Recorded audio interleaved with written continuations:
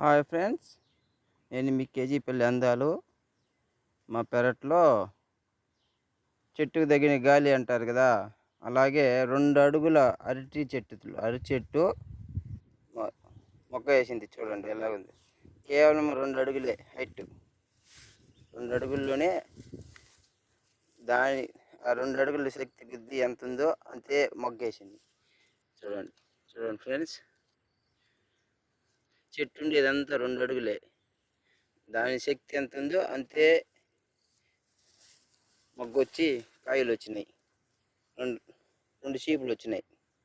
2 చీపులు అంటే ఒక 10 కాయలు, వెనుక ముందుగా ఒక 10 కాయలు ఉంటాయి అంతే.